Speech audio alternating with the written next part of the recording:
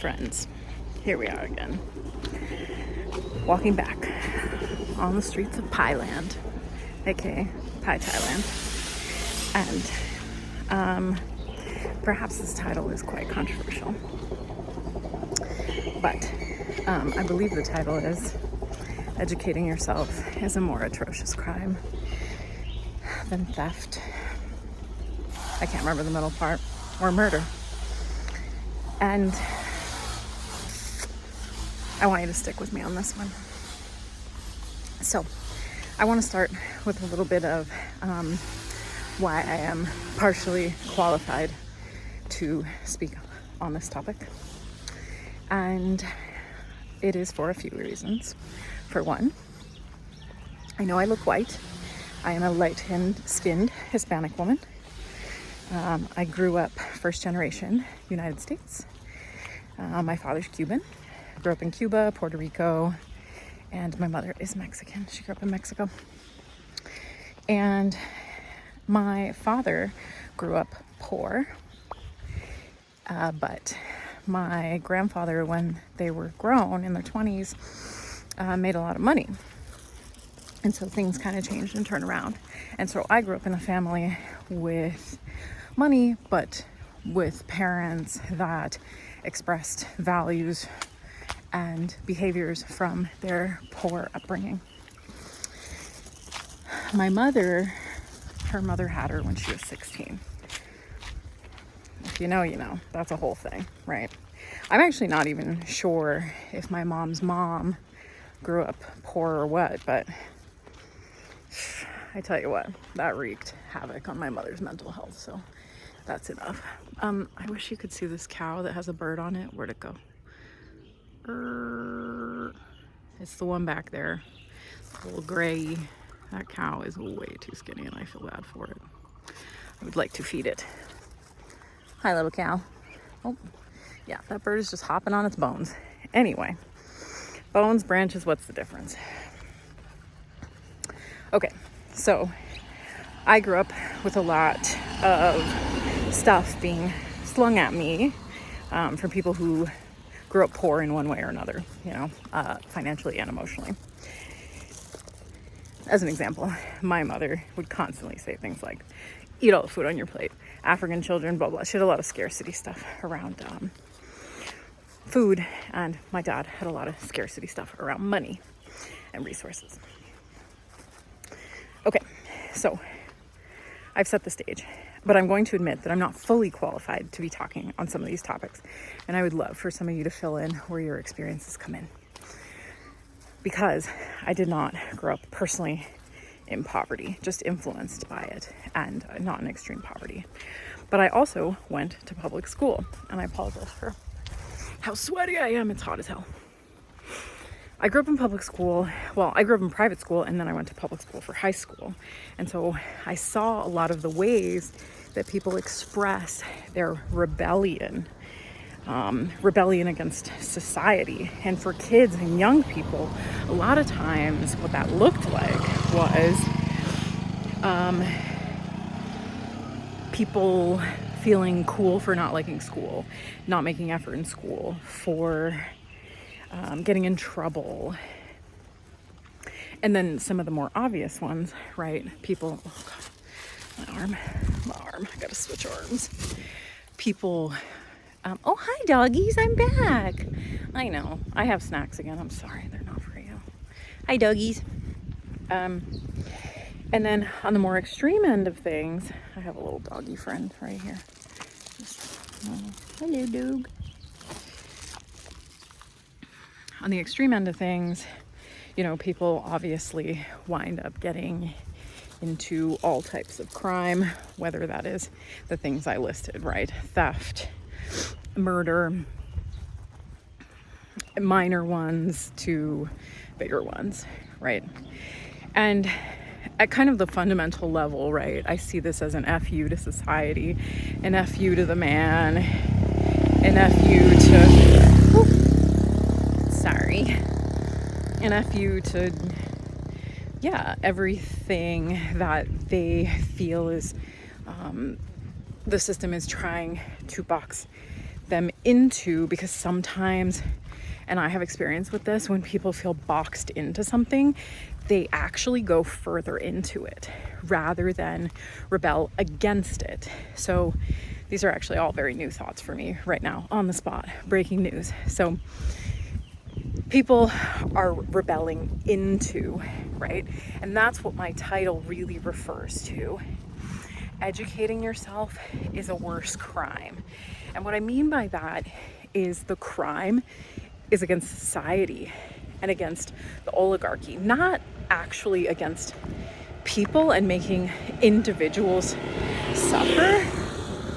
But educating yourself is the greatest crime against the oligarchy, against the people that benefit from you being uneducated, from you being disconnected from yourself, from you being the perfect consumer. You're almost an extreme version of the perfect consumer because you don't have resources and therefore you just take. And that's an excuse that corporations use to raise prices. And so by falling into that trap, you bolster their activities and their ability to take more from everyone else. And so educating yourself, and I mean really educating yourself. And if you don't like reading, learn. I learned. I hated reading. I struggled so much. That's what inspired this video, is I've been learning about how to teach non-native English speakers English. And I learned so much about why, sorry, head's itchy, holding pad thai, why I struggled in school. I was undiagnosed ADHD, but that actually wasn't all of it. I also grew up bilingual, and it meant that I needed to learn differently than other people, probably in part because I was ADHD and bilingual. I needed to learn differently from other people. And now that I'm learning how to teach English, I'm learning all of these teaching tools and realizing why I struggled. As an example, I learned about intensive and extensive reading. And in intensive reading, you are reading for details. So you're reading in more detail than you would if you were participating in extensive reading, which is just for fun. You know, you don't read every single word. I literally my whole life have been reading every single word, and I only realized this a couple years ago and realized that I need to, sorry, low power mode, and realized that I need to teach myself how not to read every single word. That's why I hated reading for pleasure. And now that I realize that, it brings even more pleasure into reading for me. I already trained myself to read for pleasure, and the method that I used was to pick something that I absolutely knew 100% I would just gobble up. You know, it might have been the trashiest literature, but it was just great storyline, great plot. And that's all I read for a while until I developed more patience and discipline for reading. And then now I'm able to read stuff that's maybe a little more, I guess my older self would consider boring. But you know, start there. Start training yourself to love reading. Reading is your gateway into learning, into loving learning. And when I mean educate yourself, I don't mean what people typically mean, which is, I don't know, just go read a bunch of nonsense on the internet that confirms your biases already. No, I mean being a critical thinker. Train yourself to be a critical thinker. That's step one. Step two, become a free thinker. But we'll start with critical thinking. We need to become critical thinkers. We need to be willing and open. First of all, we have to be patient. We have to train reading. We have to be patient with ourselves, patient with the information. If you don't have the patience to read it, there's really just no point. You're never gonna, you're gonna just read the confirmation bias stuff because you just want to get it over with. You're just gonna read the AI summary. That's not what we want.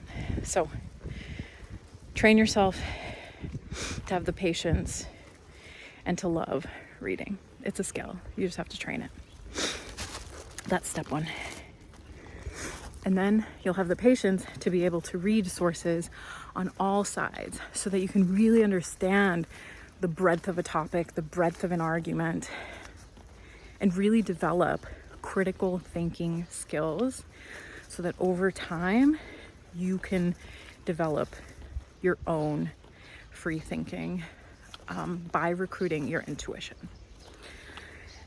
So the point in the title is obviously to be a bit controversial sounding, but it is the truth, right? That educating yourself is the greatest crime you can commit against the oligarchy, against those that just view you as dollar signs. So please tell me your experience. Please tell me your thoughts. This is a fresh thought that I'm bringing to you. So I would love to hear your thoughts on this. And if you enjoyed this video, please like, please subscribe. I will be bringing more weird thoughts that I have to you. And I love to discuss, so I would love to hear what you have to say. Okay, enjoy the last of pie. I think I'll only be here one more day and then I'll be leaving, but we'll see. Yeah, all right, bye-bye.